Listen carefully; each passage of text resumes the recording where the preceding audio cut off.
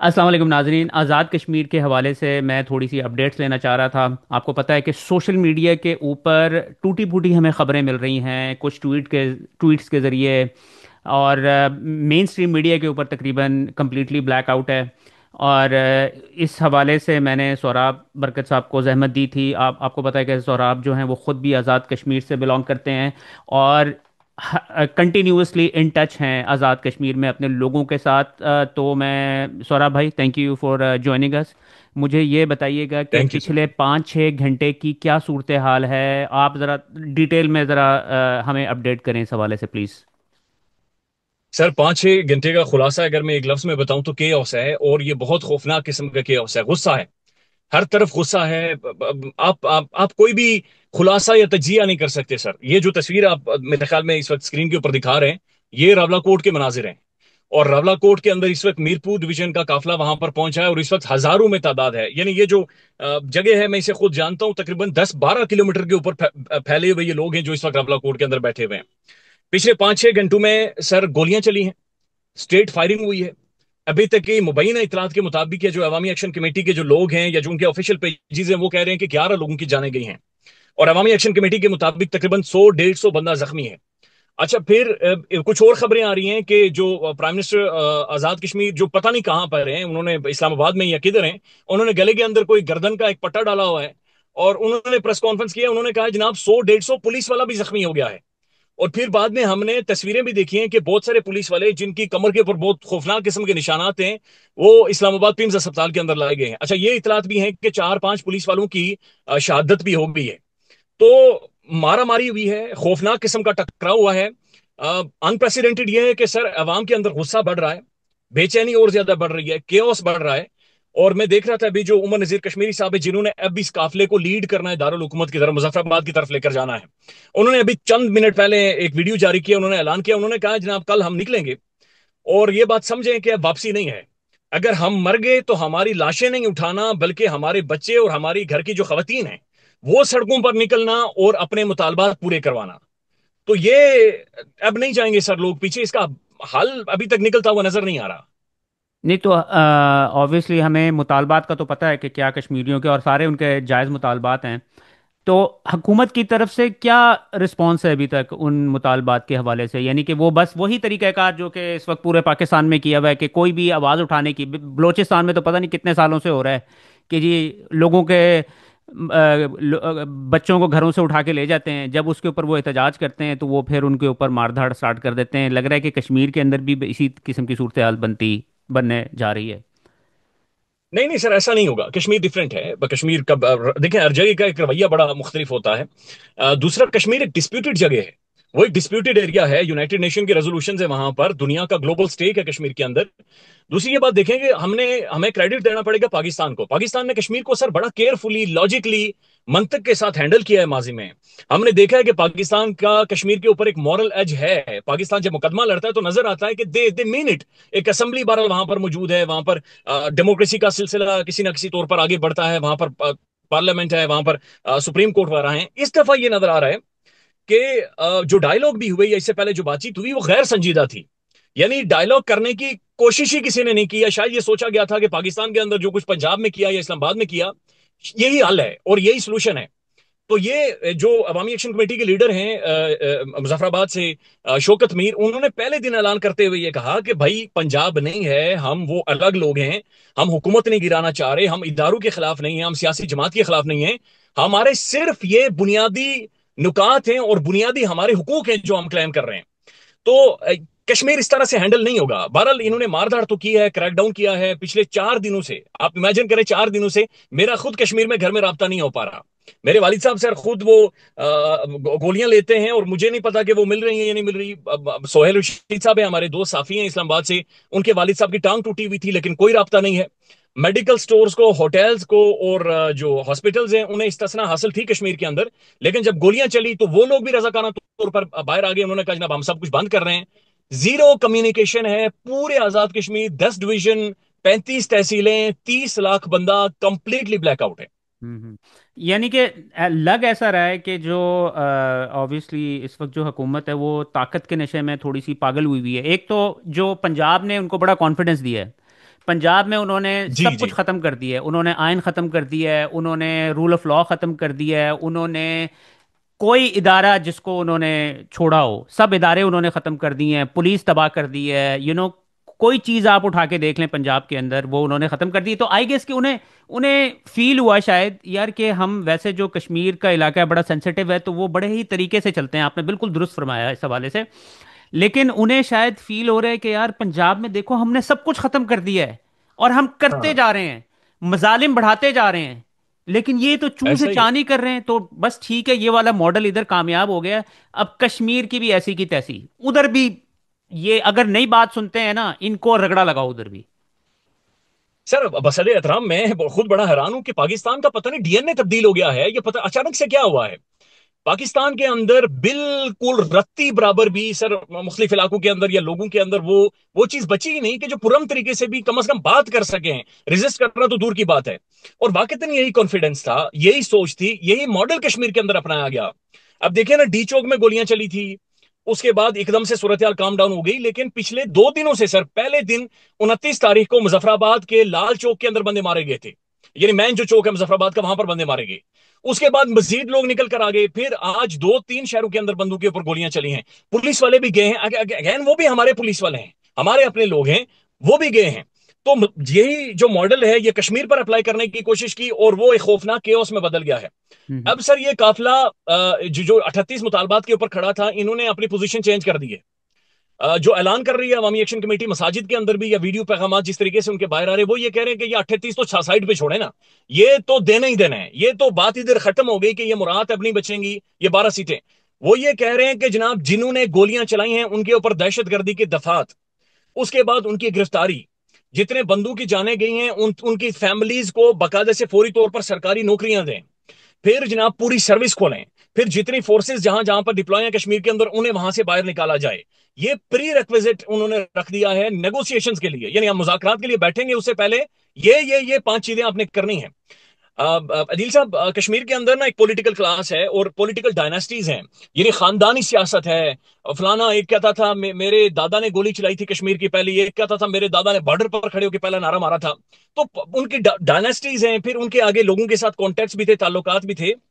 आप यकीन माने कि आजाद कश्मीर के अंदर सर बदकिस्मती से उनकी सियासत तो खैर खत्म है ही, वो जाने के काबिल नहीं रहे, यानी वो इस्लामाबाद के अंदर मौजूद हैं और वो अब आजाद कश्मीर के अपने बाजारों में, अपने शहरों में बगैर फुल्ली एस्कॉर्ट हुए जा नहीं सकते।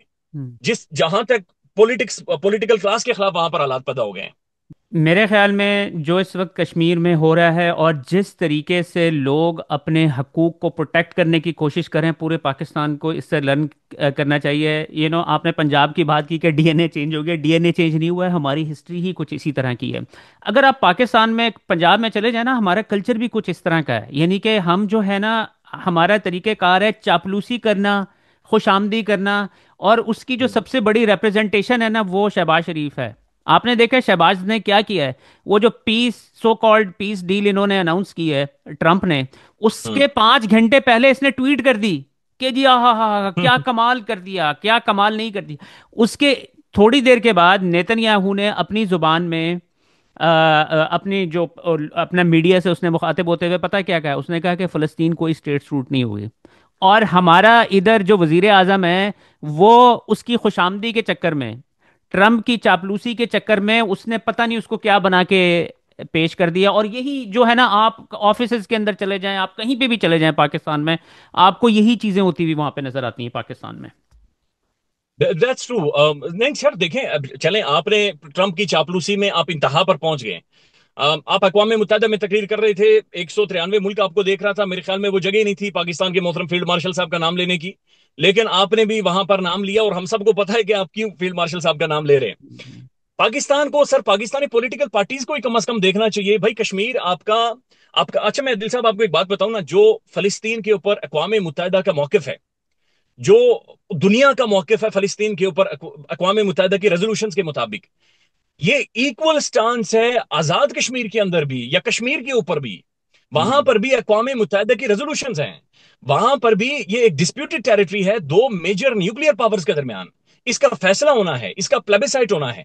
लिहाजा अगर हमारा फलस्तीन के ऊपर, जहां पर अक़वाम मुत्तहिदा के रेजोल्यूशन मौजूद हैं, अगर वहां पर हमारा जो सोच है या हमारा हमारा जो स्टांस है वो कमजोर पड़ गया है, तो क्या हम कश्मीर में भी कमजोर करने जा रहे हैं? ये हम्म। जो अनरेस्ट क्रिएट हो रहा है, आप वो 38 मुतालबात पढ़ें, कोई गवर्नमेंट नहीं गिरा रहे, कोई पॉलिटिकल पार्टी के खिलाफ नहीं, इदारे के खिलाफ नहीं, शख्सियत के खिलाफ नहीं, पाकिस्तान के खिलाफ नहीं, किसी के खिलाफ नहीं, आप बंदूक पर गोलियां चला रहे हैं। हम्म। यानी ये बैठकर हल हो सकते हैं, मुरादें खत्म हो सकते। और मैं आपको बताऊं ना सर, इसके ऊपर कश्मीरी हाई कोर्ट का भी फैसला है मुराद के ऊपर, और इसके ऊपर पहले गवर्नमेंट इनके साथ एग्री कर चुकी है कि भाई आप हमें इतना टाइम दें, इतने टाइम में 6 माह का टाइम दे दें, 6 माह में हम कमीशन बनाकर मुरादें मिनिमाइज कर रहे हैं, मुरादें कम कर रहे हैं। इस दफा पता नहीं इन्हें क्या हुआ, पूरी पॉलिटिकल क्लास वहां से भाग गई है। कश्मीर में कौन पता नहीं बैठा हुआ है, किस तरीके से सोहराब हैंडल कर भाई, रहा है। मैं आपको एक बात बताऊं, आपकी जो है ना बातें बिल्कुल दुरुस्त हैं, और ये जो हरकतें कर रही है ना हुकूमत, इसकी कोई सेंस भी नहीं बनती है। आपको पता है ना हम्म। खान साहब ने क्या कहा है इस हवाले से, कि ये जो अफगानिस्तान के साथ इन्होंने स्टार्ट किया है, यानी कि खान साहब की गवर्नमेंट थी, हर चीज़ कूल डाउन हो गई थी, बड़ी अच्छी रिलेशनशिप उनके साथ हमारी चल रही थी, और एकदम आते ही इन्होंने उनके ऊपर अटैक करना स्टार्ट किया है, उनके खिलाफ बयानात देना स्टार्ट किए हैं, और सोशल मीडिया पे भी अपने जो है ना इनके जो प्रो अकाउंट्स हैं उसके ऊपर इन्होंने जो है ना अफगानिस्तान अफगानियों के खिलाफ जो है ना प्रोपेगेंडा करना स्टार्ट कर दिया। यानी कि ऐसा फील हो रहा है कि पूरे खित्ते के अंदर जो हमारी लीडरशिप है ना वो एनार्की फैलाने की कोशिश कर रही है ऑन पर्पस, और कश्मीर के अंदर भी यही सूरत हाल ये ऑन पर्पस करने की कोशिश कर रहे हैं। देखें, ये आपके थोड़े से सख्त अल्फाज हैं। मैं अगर चले बसद एहतराम गुजारिश करूं, मैं ये कहूंगा कि चलें, आपकी पॉलिसी अगर अफगानिस्तान को लेकर या खिते को लेकर चेंज हो गई है, पॉलिसी अगर तब्दील हुई है, तो सर असेंबली के अंदर आप लेना पार्लियामान को, चले जाली है, चले 2 नंबर असेंबली है भाई, एक डिबेट डिस्कशन तो ट्रिगर करवाए ना। हम्म। पाकिस्तान के मीडिया पर आए, प्रेस कॉन्फ्रेंसेस करें, यूनिवर्सिटीज के स्टूडेंट्स को बैठाएं, इंटेलिजेंसिया को बैठाएं, सियासत डॉट पी के को चले ना बैठाएं। अगर आपको महसूस होता है कि ये आपके खिलाफ है, कम से कम कोई ना कोई तो इंटेलेक्चुअल क्लास को नहीं, बैठाएं, डॉन अखबार के अंदर सौरभ भाई आर्टिकल्स क्यों लिखी जाए। बिठाएं वो? आप हर चीज तो एक इंडिविजुअल ऊपर बैठा हुआ बंदा कर रहा है, कुछ भी होता है। यानी कि अगर कोई चीज उधर सेनेट के अंदर पास करनी होती है तो वो पता ही नहीं होता है कि क्या पास करना है, सबने बस उनको बता दिया जाता है कि आपने बस हाँ करना है, तो सब हाँ कर देते हैं। तो ये सारा सिस्टम पूरा जाली है। एक बंदा, एक इंडिविजुअल बैठा है, वही सारी चीजों को कंट्रोल करना चाहता है और वो अपने तरीके से करना चाहता है। और अब आप मुझे बताएं ना कि अफगानिस्तान के और खित्ते के अंदर एनार्की फैलाने का क्या जवाब पैदा होता है? ये अपने इंडिविजुअल के अपने फायदे के लिए वो कुछ करने की कोशिश कर रहा है चीजों को, क्योंकि वैसे तो सबको उसको पता है कि पूरी की जो पूरी कौम है वो एक तरफ जाके खड़ी हो गई है। सर देखें, अगर अफगानिस्तान के अंदर ऐसा कोई भी तजुर्बा होता है या वहां पर रिजीम चेंज होती है और पाकिस्तान के ऊपर इल्जामात लगते हैं, आई होप सो ऐसा ना हो, हम उम्मीद कर सकते हैं, हमारी फिंगर्स क्रॉस्ड हैं और दुआएं भी ये हैं। हमारा दुनिया के सामने सर स्टांस ये रहा है कि हमारे 80,000 लोगों की जानें गई हैं, हमारी 3 ट्रिलियन डॉलर्स की इकोनॉमी तबाह हुई है। पड़ोसी तब्दील नहीं हो सकता, अफगानिस्तान हमारा पड़ोसी मुल्क है, खैबर पख्तूनख्वा के अंदर उसकी जड़ें हैं, रूट्स हैं। दुनिया दिल साहब मूव करके डिप्लोमेसी के ऊपर चली गई है, कॉन्फ्लिक्ट्स के लिए जगह नहीं है, केओस के लिए जगह नहीं है, डायलॉग, नेगोशिएशंस, गुफ्तगू, बातचीत, यही मसले का हल है। और अगर आपने इंडिविजुअली फैसले करके चलाने हैं, तो मैं इस वक्त आपको बताऊं सर, यहां पर सफोकेशन है। और ये पहली दफा है कि मैं सफोकेशन के मीनिंग समझाऊं कि सफोकेशन, घुटन का मतलब क्या होता है। घुटन का मतलब यह है कि मैं सर रोटी खा सकता हूं अच्छी, मैं जिम कर सकता हूं, मैं खेल सकता हूं, कूद सकता हूं, लेकिन कसम खुदा की मैं सुकून से एक भी चीज ये कंफर्टेबली नहीं कर सकता। एवरीबडी, हर बंदा ना पैनिक कर रहा है, हर बंदा ना पैन में है, हर घंटे आपको एक झटका सा लगा रहता है, आपको एक झटका सा लगा रहता है, अच्छा अब क्या खराब होने वाला है, अब क्या सिचुएशन बनने वाली। तो ये I mean I don't know where we are heading, जो कश्मीर के अंदर सोहराब हमने सोहराब आखिर में ये बताइएगा कि कल आपको क्या होता हुआ वहां पर नजर आ रहा है? लोग क्या करने की कोशिश करेंगे उधर? क्या निगोशिएशंस होंगी?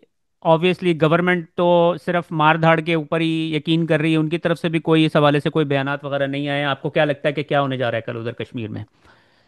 सर जी, एक बात के ऊपर तो क्लैरिटी है, और वो वाइड क्लैरिटी है कि अवाम पीछे नहीं हटेगी, ये 12 नशिस्तें नहीं बचेंगी, और ये मुरादें नहीं बचेंगी। ये ओनली क्लैरिटी है।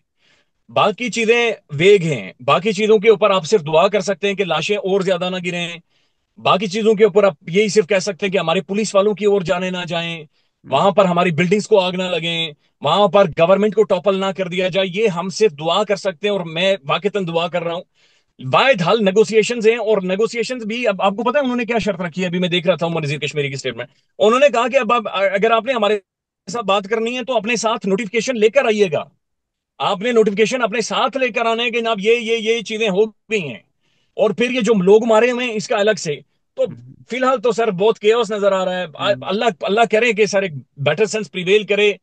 इदारे भी हमारे अपने, लोग भी हमारे अपने हैं, और बुनियादी हुकूक मांग रहे हैं और उसके ऊपर गोलियां चलाना बहुत अनफेयर है। सौरभ भाई, thank you so much for your time. हमें अपडेट देते थैंक यू। रहिएगा और इंशाल्लाह will stay in touch. Thank you so much.